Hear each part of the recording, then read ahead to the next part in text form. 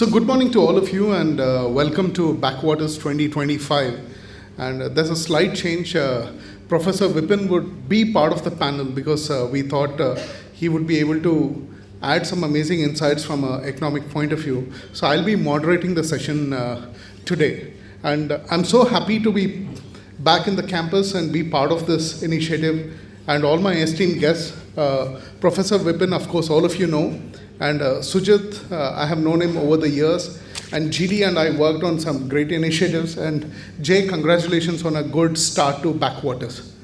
So I was thinking when we were just looking at the future of AI workforce, right? And the lamp was being lit.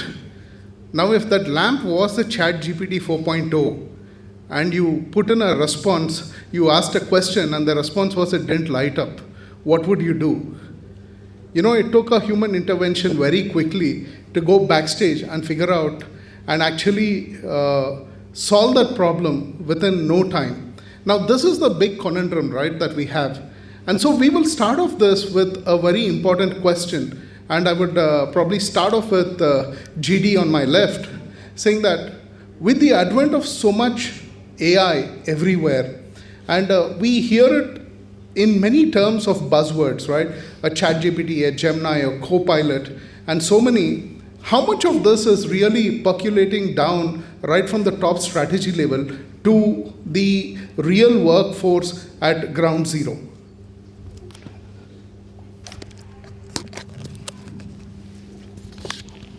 Hello. A very good morning. Feels good to be back on campus. Backwaters, very aptly named, and before I start answering questions, I must admit that infinite waves of change is a fantastic way to look at where we are all heading in this world, right? There is so much that is happening around us. Technology is rampantly changing. As we speak, maybe someone has already developed another large language model which is yet to hit the production. So things are quite dynamic and I'm happy to be here. Thank you for having me here. A couple of things I wanted to correct on my introduction. I never went to University of Calicut, but I graduated from BITS Pilani, and I recently finished my CEO course with IIM Lucknow. So those are the two credentials. I thought records must be set right up front. And to the question now. There is so much happening, we all know.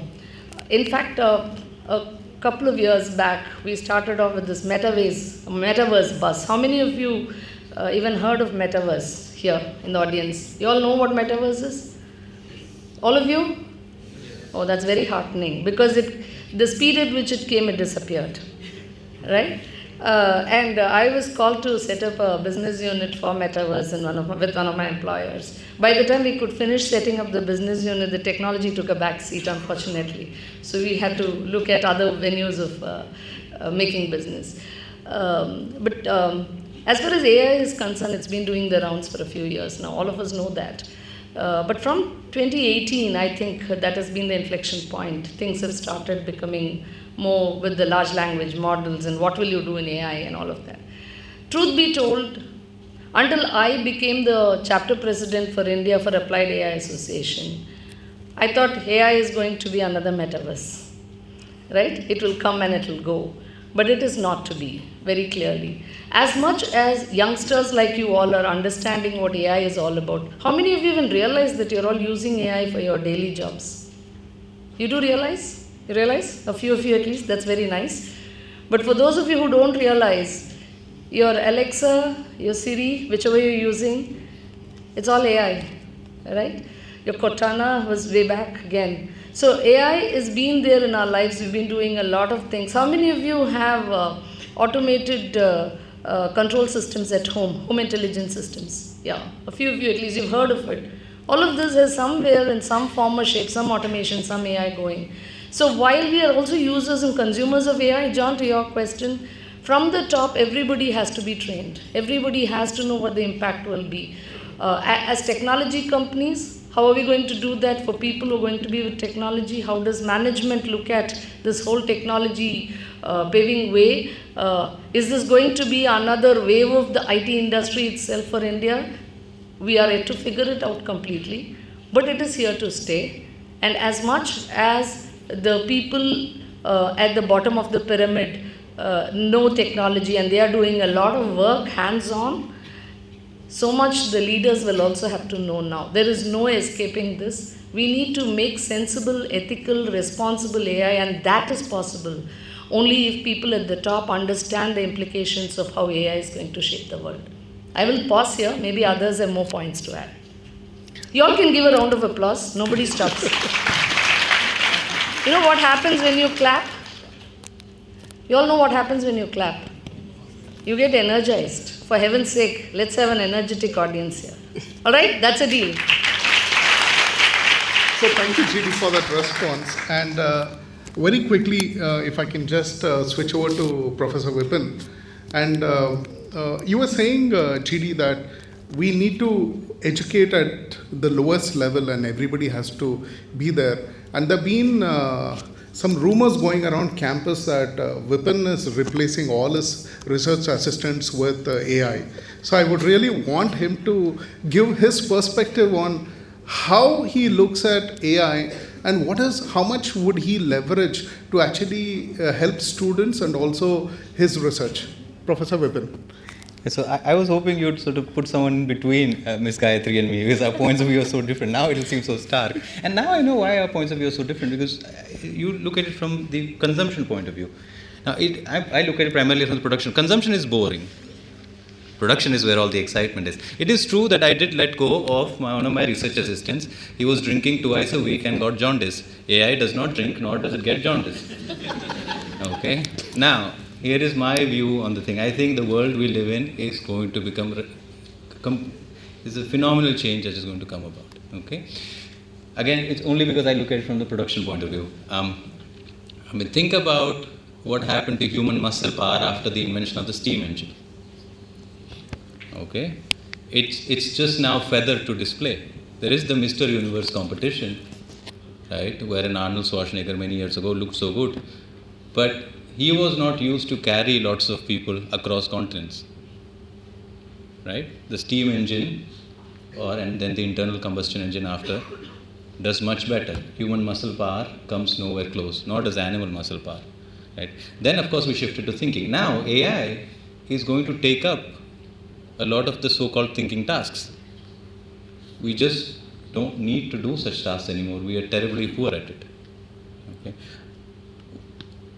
Is there anything left for us to do? Some years from now, you could have a scenario where human beings still continue to play chess, and it's like, a monkey can play chess, isn't this fun? This AI can do it much better. And we can become the kind of, isn't this cute? Right? Just like a Mr. Universe competition. Isn't it cute that he can lift 100 kilograms? Right? But he can't lift, 1 billion kilograms. This is just kind of kicks and giggles, right? Just fun and entertainment, not serious stuff. Now, in terms of serious stuff, will there be anything left for us to do? Yes. For all of us, no. And you've got to decide which group you're going to fall into, right? So then either you start sort of learning how to think big and be creative, right? Or you learn how to give foot massages, because those jobs will still be around. Right? Why do I think that there is still stuff left for human beings to do? Fundamentally, right, you've got to begin by understanding the architecture of these things. These things they try to mimic neural networks. They're inspired biologically, right? So essentially, the human brain is about 100 billion neurons, right? And about 100 trillion connections between these. And if you don't know what a neuron is and connection between neurons, then you should look it up immediately, right? An AI essentially are lots of nodes, which is trying to mimic our neurons and connections between them. Right? Now it turns out today, to mimic one one biological neuron, you need about 10 sort of in silico neurons. That may change, but that's the state of affairs at the moment. And most of the intelligent AI you see has nowhere as many neurons and connections as we have, human beings. It doesn't even come close to a cat or a dog. Right? Then you may wonder, why is it that something which has fewer neurons than a cat behaves so intelligently? It has to do with the training set. Right? Now, what can you add to now, of course, this is going to continue growing. At some point, it will have perhaps as many neurons as a dog, and soon, perhaps as many neurons as a chimpanzee. Now, At some point, the power will come not just from having more neurons, but leveraging the structure of the human brain. It's not very clear we would be able to leverage that. But all of that means that we still may have things to do. But those will be things of the following kind. Things that AI cannot do without us, and we cannot do without AI. And it is at that interface that all the exciting thinking is going to happen. If you cannot operate in that interface, you do not have a place in this new economy. You are gone. That's it. Right? It's as simple as that. So there is going to be a major transition that happens. There is going to be a cleavage of human beings into two groups. One group is going to get exponentiated in terms of their productivity because they will operate right at that interface. Stuff that AI cannot do without them and that they cannot do without AI. And there will be another group which will just get substituted in the same way that, people who would carry lunge weights around got substituted by the steam engine. Right? And you've got to decide, which group you want to. Can I challenge this a little bit here? Sujit, before you could get your question. I agree and disagree to what Vipin has just said. I agree because we all have to wake up to this call of what are we going to do with AI? Which side of the fence am I in? Am I a consumer or am I a producer? That's a very important question to be asked. However, I disagree that humans will become irrelevant. Only if they want to remain irrelevant, they will be irrelevant. He also alluded to that way, saying you all have to, start riding this bus of AI. You have to see where the market is. Not everything is possible through AI. There are job opportunities which, like he said, we depend on AI. AI depends on where is that. The training part of it is very important. The data sets, there is so much cleanup to be done. What you feed in is what is going to be given by your AI models, right? So you need to make sure that the data is completely clean and up to date. So like this, there are several threads of job opportunities that are available, but you have to make the decision which side of the fence you want to be in. You want to be a mere boring consumer, or do you want to be in the production line? Do you want to be creating new stuff? There is a plethora of opportunities there which we are yet to deal with, right? So that part of it is where I think the job market is moving towards. Not for those sleeping in the audience, obviously, but for those who are awake, I would definitely want to make a point there that you all have to make sure that you take the right choices in life about where do you want to be. Take domains, for example. Have you done it all with banking? Banking itself is changing so much. There are a lot of new banking mechanisms and platforms and SaaS solutions that have come up for banking. Like that, for every domain, there is so much that is there to be done yet. And that is where the job market is lying. But you have to be smart to pick that up, whether banking, retail, manufacturing, logistics, you name it, there is so much to be done.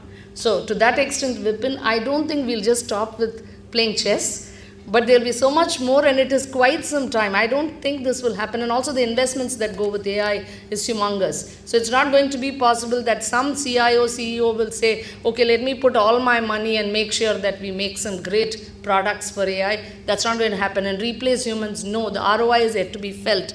The estimation is yet to be done as to how much will this consume. So there is a way, there is a path, there is going to be some time before that kicks in, but you wake up before that is the call for action.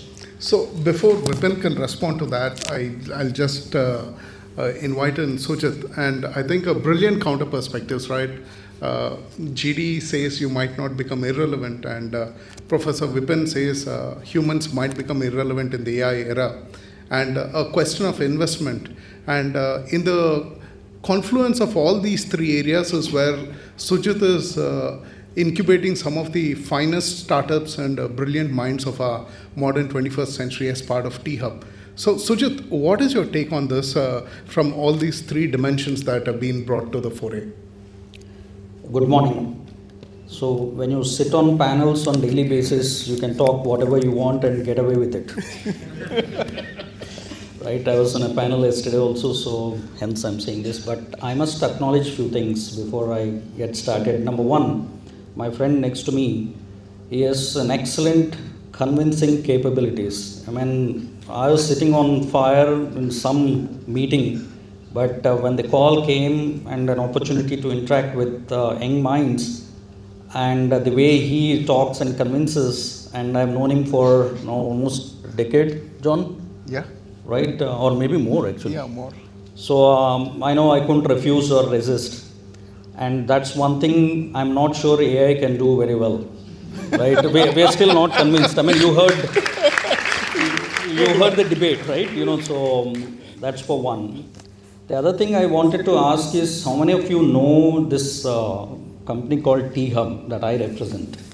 Anyone here? Okay, that's a good start. No one, just to let you know.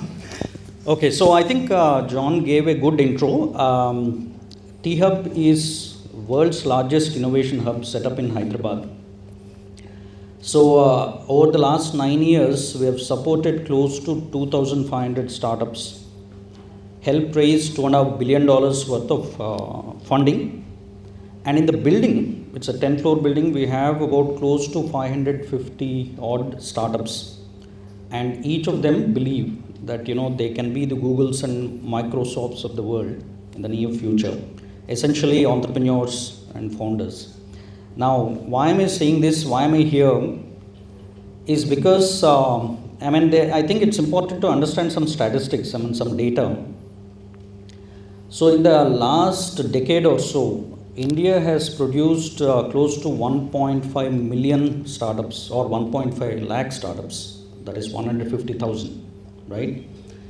And they have generated about 15 lakh jobs, the startups, at a valuation of $350 billion. And the combined valuation, this 350 billion is the unicorns. I'm assuming that you guys know what a unicorn is, right? What is a unicorn? Anyone can be a little louder because I'm hard to not 700? 7,000 crore valuation. Any other number? $1 billion. A round of applause for the person who said that. It is. Now I'll connect back with how I am seeing all of this, right? It's $1 billion valuation, and we have 140 companies with $1 billion valuation, right, in the country. Now we are talking about job losses. We are talking about AI taking over things, and actually that's a reality. Let me tell you that reality also. I was reading an article by World Economic Forum just yesterday. They have published it in January.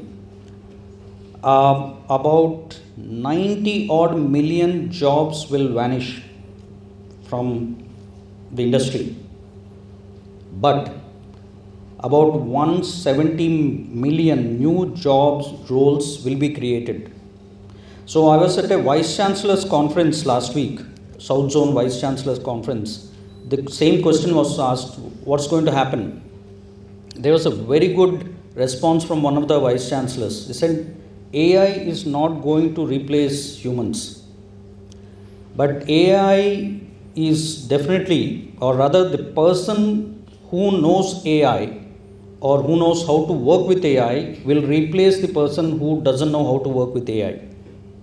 Now that's what is going to happen. I think JD referred to that point about having our opportunity or ability to work with AI. And that's what we do, John, to answer your question. It's by default any product, platform or service that is coming out today. Everybody, any organization that you get into is talking about it or working on it. So it doesn't matter what graduate you are. You are a finance graduate, you are an arts graduate, you are a liberal arts graduate, or an MBA, PGP. I think you have to have an acquaintance and understanding, and if possible, working with AI, not just the usage as an end user. I think that's something that by default you will, but engaging in meaningful ways. And I can go on talking about right at the ground level what's happening, and I'll probably say this and leave it here, give one or two examples. There is an entity called Hire++. Okay, I don't think you would have heard about this company. It's one of the startups, and they are dreaming of becoming $1 billion. They are in T-Hub. They can actually completely eliminate HR resources from the face of earth if they get right what they are trying to do. the entire process of hiring, from actually understanding the JD requirement, actually socializing it through various media, portals, whatever, sourcing the profiles, shortlisting the profiles, conducting the interviews through avatars, and actually, assessing and three-dimensional assessment. I mean, humans probably it will be very difficult for me to do that kind of assessment and actually select without intervention. They are building it, they are demonstrating, they have a product called Maya, rightly worded, right? And they are able to execute seamlessly, and corporates have started using this. So, does it mean HR roles will go away? No, but you have to learn to work with Maya, right? Similarly, there is another startup called Rava.ai, and I will stop with it. Rava.ai is attempting to eliminate the CMO's role, Chief Marketing Officer's role.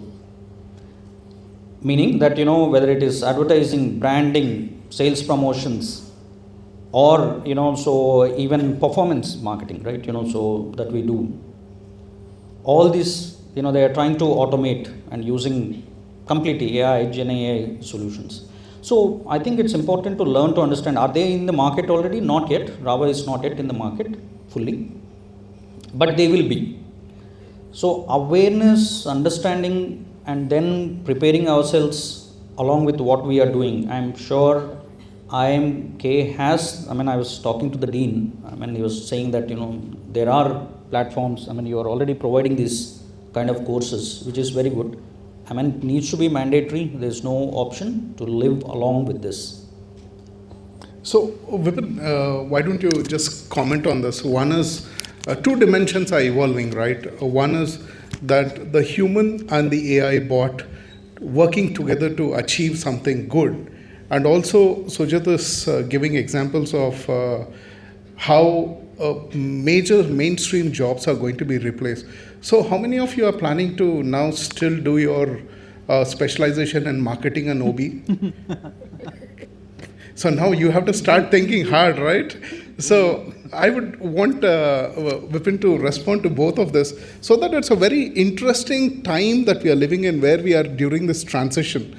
And Vipin, your responses. This is the only time in my life I've felt that I'm glad I'm alive. Right? So Newton had written a letter to one of his contemporaries. This is about, you guys don't need to record this, we have somebody recording it. This is how you lose your jobs. You need to learn how to focus. No, this is serious. The only thing that will pay off now is how to focus and solve hard problems, right? With AI. This dispersed mind, which was kind of okay earlier, is gone. It's no longer needed. It pays zero exactly in the market. In fact, I request, just switch off your mobiles for the next 30 minutes. You would really learn a lot more from the experience on it. You will have the recording on YouTube, so you can enjoy it later. Go ahead.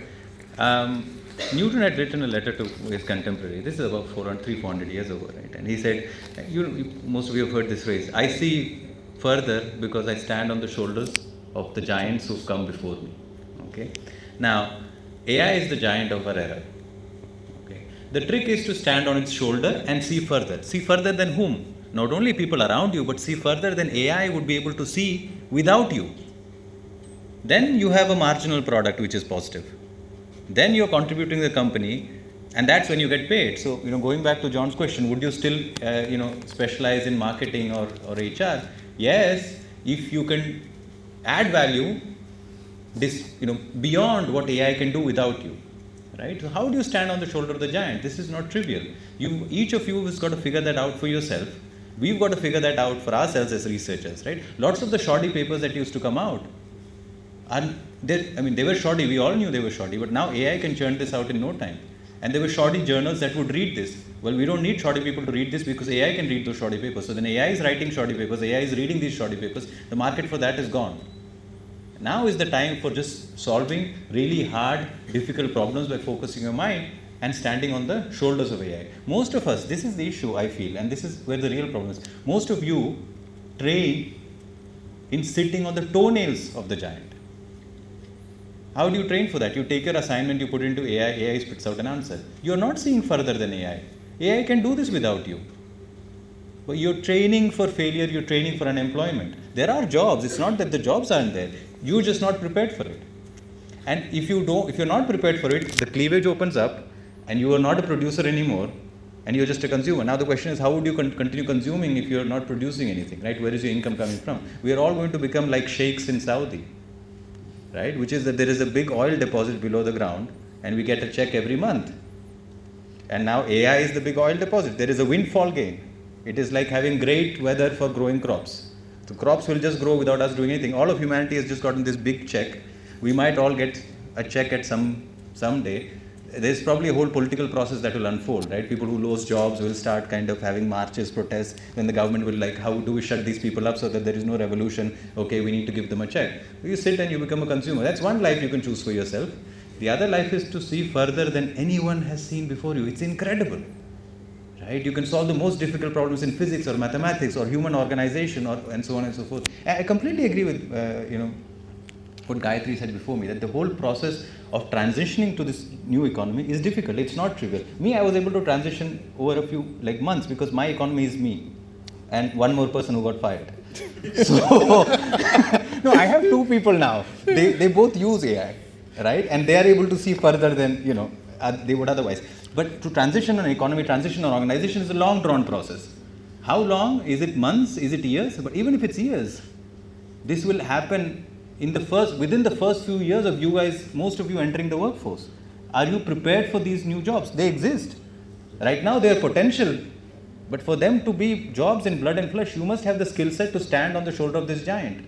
Every day I would ask, if I were you, every day I would ask in the evening, did I stand on the shoulder of the giant for a little bit? Did I do anything which made me prepare? Did I begin working up the toenail? Or am I just sitting there? This would be my question if I were you, right?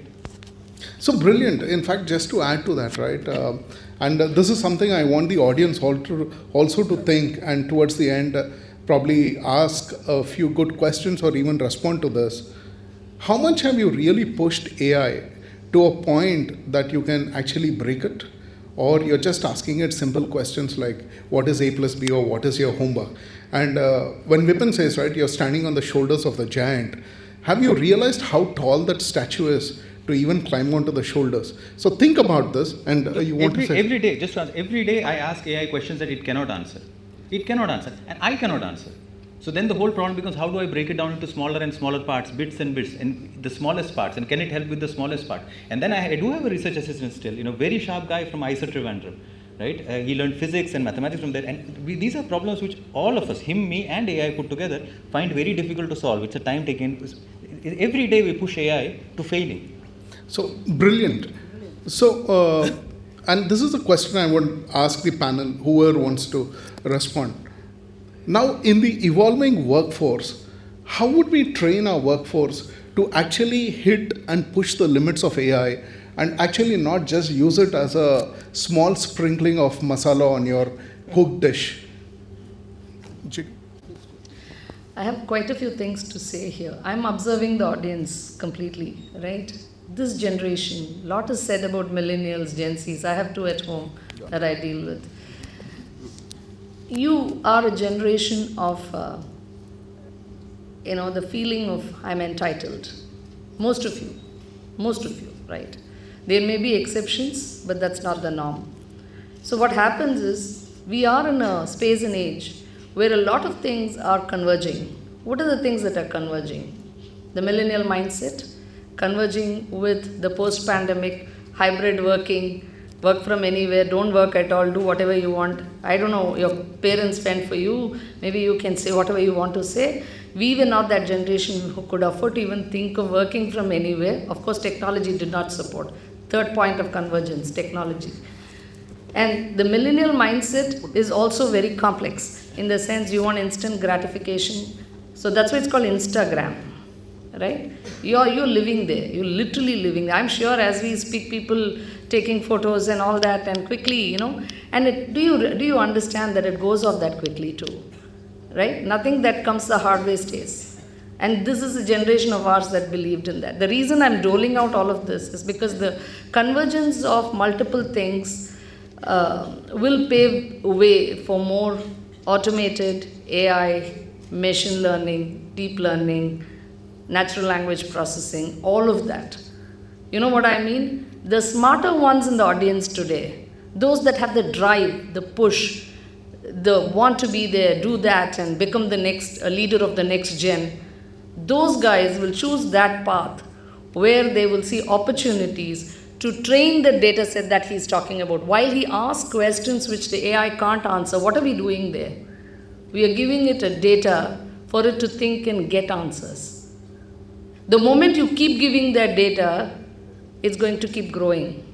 How many of you watched Endiran? I think it was there in Malu also, and then in Hindi, Pan India. Yeah, there's one hand there. You know, the concept of Endiran was conceived by the great writer Sujata at least 3 decades back, sometime in the 80s. He had talked about a robot. Look at the shoulders that he's talking about. Probably he climbed on some giant's shoulders and he was able to see where the world is headed. He talked of holograms. How many of you even know what is a hologram today? He talked of that in the 80s. He's written science fiction stories. He worked for ISRO. He was a counterpart of Dr. Abdul Kalam. But he's also a great, fantastic writer, my all-time favorite, Sujata, Tamil writer. And he has written about science fiction. He envisaged all of this, maybe because he had a science background, and talked about all of this. Today we are seeing that to happen. We have humanoids, right? Humanoid robots. It's a different thing whether the corporates will invest, government will invest, forget all that. Is there a possibility that this will happen? That humanoids, robots will replace human beings in all the mundane tasks? What is the answer? Is there a possibility? Yes. Let that be a louder yes. Yes. Yes, there is a possibility. Is there a feasibility? Maybe not today, but it will be there. What should you do as the leader of tomorrow? You're all doing management. One good news. I was reading some papers. I was preparing for this. And I said, what are the jobs that AI can't possibly replace? Good news, management. Give yourself an applause. I mean, you have a job, right? So your placement season is coming up and you have hope. There is a lot of hope. And that is why my very first question, the answer to that was, right from the management at the top, every person has to be educating himself, herself. There has to be a drive. There has to be a pull to educate yourselves on what is happening. Technology is going to be indispensable. But are humans indispensable? Can you live without your mother, father? Can you live without your... Of course, there is always the end for every human being, but how much do we miss them? Are you going to start missing robots like that? That's a question. Robots may or may not miss you. Now, the emotional intelligence, the empathy that human beings have or don't want to have, right? That's something right now not many AI systems are able to catch up pace with. So what I want you all to realize now is it is entirely in your hands. You want to pull the factor of understanding where do you want to make a difference, or do you want to just keep using those products like Insta. I'm not against it, by the way. I'm on Insta. I can share with you my... All that is fun, right? There is also so much knowledge in there. I was listening to Indra Nui, one of my biggest role models, and she says that gone are the days when learning and development is an organization's mandate to its employees. Today, each of you can learn anything, anywhere, anytime, at your pace, keep grading, keep scoring, yes or no? Look at the plethora of information you have on the net, but it is what you choose. So the future is entirely in your hands and how you take it. That's my response. So I was just waiting. I think I deserve an applause, please.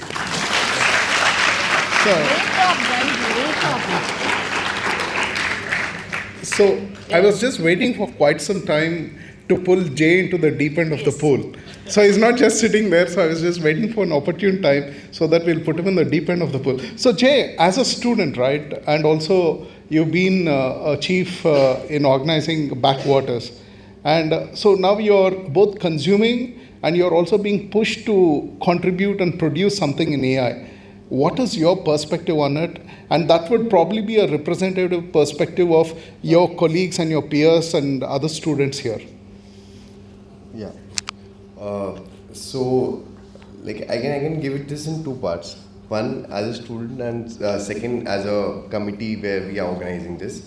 As a student, to be very honest, now when I was at a young age, when I used to see someone, an MBA graduate who used to make a very fancy PPTs and do some consulting thing, that was my dream. It's like I want to be a consultant and work in those MNCs. Now after AI and now even a lot of things where the skill set required is already matched. Means I learned PowerPoint presentations from scratch so that I can reach to that consultant level. But now even a Canva Pro subscription can do the same thing.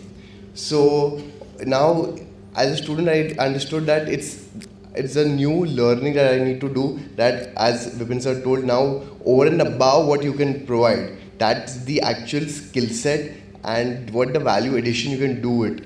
So as a student, for me it's important to learn and understand what things are evolving, what new problems that we can focus on, because there is so much of information around, and exactly where as a student I could focus and work and build my career towards is something that I have learned right in these 2 years.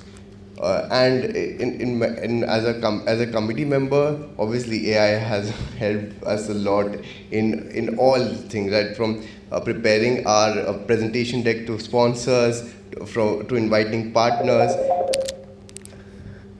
and That's not AI. yeah, it's definitely not AI. Yeah, so it's good. Brilliant, Jay. And also, as a lot of students, right? How many of you would be willing to split your marks on CP with an AI?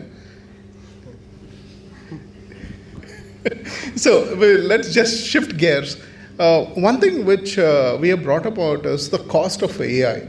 Many times we actually don't realize what is the true cost of an AI. Anybody knows how much does it cost a company like Microsoft or Google for every search that you make, or every prompt that you are engineering on a ChatGPT?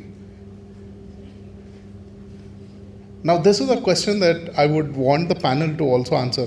So, at a very simplistic calculation, you can say every query that you make on LLM model would cost about 50 to 100 rupees. Now, the question I want to ask is, from an industry perspective, from a researcher's perspective, or from a delivery head perspective, if an organization has to replace a human being with a fully trained LLM from scratch, the base minimum it is going to cost you to train a basic LLM would be an order of a few $1 million. Now, would you invest that kind of money, or would you still leverage 1,000 people I can hire at 15,000 to 20,000 rupees a month who are just passing out of engineering? I think Sujit or GD, anyone can respond. Neither. Oh, wow. So before I answer that, or at least share my perspective, I just wanted to respond to the previous question. How do you build the skills to climb up the giant, right? I come from entrepreneurial world. So I urge youngsters to really think that entrepreneurship is also an option. And what they do is they try and pick real world problems and try and solve the real world problems. And that's how that's one of the ways you can actually start climbing the giant, right? Of course, in your jobs, you can find opportunities to climb the giant in terms of figuring out what problems that you can solve that can change the world. That's a big ticket thing, but at least that can impact your immediate ecosystem. So I think, I leave that thought with you in terms of the opportunity that you have. Now, coming to this question, of course, it is neither, because today there are options that are available. You don't have to invest. You need to find ways to get these resources available for you, right? Now AI is also becoming SaaS. You don't need to harvest the data. I mean, all the data that you need to. You will never be able to, right? But you still need to produce those solutions. So there are data sets. In fact, Government of India and various state governments, for example, health records, they have created huge data sets. Today the problem is we don't have a unified way of accessing this data, but we have also solved that problem. How many of you are using Paytm, GPay, etc.? Do you know what's running behind? So do you know, I mean, how much of data has got harnessed and harvested? Do you know how many banks, how many entities are running behind? You don't even care, right? But so many apps are being built, so many APIs are being, plugged in to UPI. So it depends upon what area you're looking at. Even health is one thing that there's a lot of work going on behind the scene to create unified data sets. Similarly, so for lending, if somebody is in finance here, there is something called ULI that's going to come. There's UHI that is already there, Unified Healthcare Interface. So all these are going to transform the industries. All that you need to know is if you are working in these sectors, know where to go source the data. And I have known, again, I speak from startup world, I have known startups that are 4-member team that have created $1 million revenues. And they do the core at home and they do a lot of things outsourcing the way the big guns like Wipros have done in the past. So while the cost is there, it doesn't take away the cost part, but the way you build the solutions or the way you work need not be really a direct proportion to the costs involved, as long as you know how to source those resources. Chidi, you have a different view? Yeah. So the question, just so you kind of refresh, the question is, John, do we want to build and do we know what it takes to build an LLM, or do we want to use an existing LLM? Now this is not just a simple make or buy conversation, right? There is so much more in this, there is so much depth in this. This made in India thing that we started in India thanks to our Prime Minister. What has not happened still is it is just not make in India for products and goods and physical stuff. It is also for software. How many software firms have started building anything that we can call our own? We still don't have a Microsoft. We don't need to have a Microsoft, but we don't have, products like that. We don't. Zoho is there, of course. We are all very proud of it. All the UPI and stuff that we have done is great. Digiyatra is great. We are still making segue, right? But are we there yet? The answer is no. But do we have the potential? Plenty, right? So like he said, you want to be an entrepreneur, be an entrepreneur. But look at where is the niche? Where can I develop? So, John, to your question, we have to have our own LLM. Correct. Right? Because security comes paramount. Right? With LLM, there is a lot of cybersecurity risks that we are throwing open to the world. So I don't want to probably be riding on someone else's back. I want to be creating my own. Now, who's going to do that? It has to be our own people. And are we capable? Of course we are capable. Why not? We are doing it for the rest of the world. So why can't we do something for our own self? Someone has to take that initiative. And on top of that LLM, can we have all of this piggybacking on that, all the AI apps and all the agents that we're talking about, all the SaaS systems that we are building? We have to do certain things that we are completely proud of, and we are independent, and we are also taking care of the cybersecurity aspects, the data privacy aspects, and we are self-sufficient. Until that day, I can assure you, all of us have enough job in the market. Yeah? So extending that, Chidi, and... Poor thing, he wants to clap. Go ahead. Yeah. So just extending on that, right, something that you've touched upon, data security and also privacy. I think most of us realize that every time we are asking a question or uploading something to one of the LLMs, the data is going out of your system.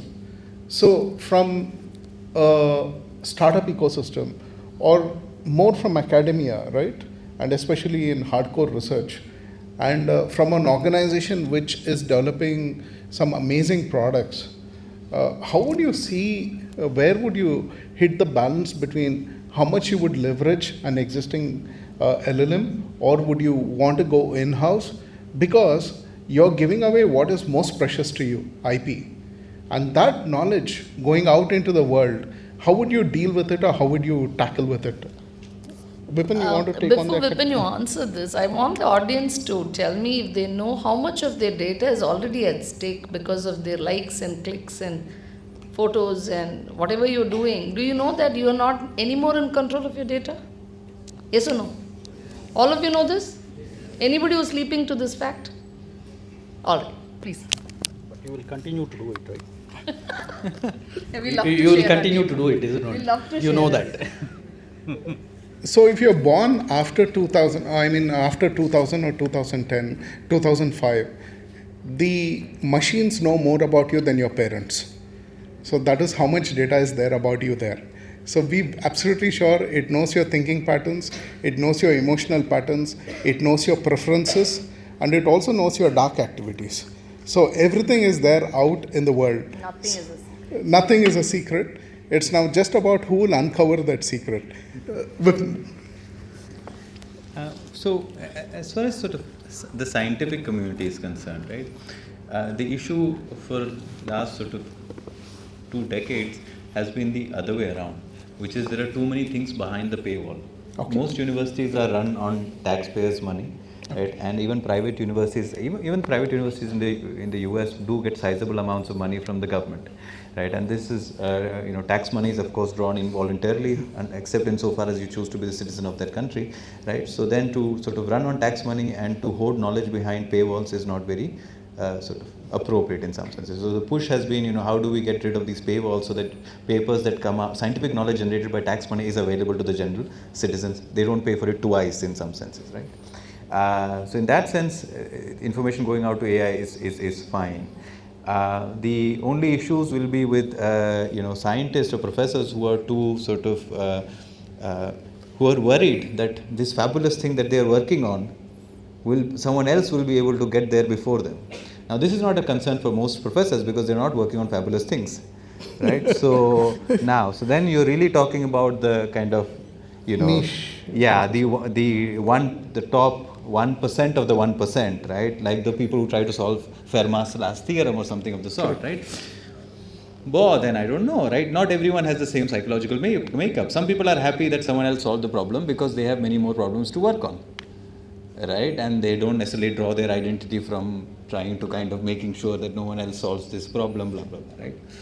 So this is the thing. I don't think this is so much of an issue in the world of science, except insofar as the science is being done for defense purposes or the sort, right? Because then there is a question of state and national interest and all of that. I think this is much more of a concern to industry. So I think that's where, yeah. Sujit? So I'd like to answer the previous one about LLMs, right? See, we need LLMs not just because of security, privacy and all of that. We need LLMs because today's solutions or apps are being built on foreign data, right? That is the reason why we don't have our own Indian LLMs. So when you do an assessment of a disease and hence prescribe a certain medication, especially using tech or LLM data, the models are all sourced from outside. And if there is an issue in Kerala or Telangana, where I come from, you are figuring out models from outside and then building the applications to address those problems. So that's why we need LLMs coming out of here. That's In-house. the point. That's Right, what I meant by saying security, but the bigger point is we need our own data. Our own data. Yeah. So having said that, just again coming back, intellectual property is absolutely critical, foremost. Especially we have worked in Wipro, we know how critical it is. In T-Hub, we have been working with hundreds of corporates across the globe, and we sign NDAs blindly, saying that we will protect everything without even realizing what does it mean. With one thing going off the whack, you would end up paying millions of dollars, if not more, right? And we are dealing with an ecosystem of startup founders who may not necessarily be sensitive to all these things. So handling this IP, data, privacy and resources that we consume is going to be critical, but we have evolved a way. We work with all the biggies like Microsoft, Google to build applications. So there are a lot of standards that are already built in. And also the engagements that happen, we don't pull any data of the customers into localized environments. The startups work with the ecosystems that customers create, the enterprise applications that customers provide access to. So that way we are reasonably protected, but you never know. It's an open world. So we always are cognizant of the IP rights, and that education happens continuously in our ecosystem.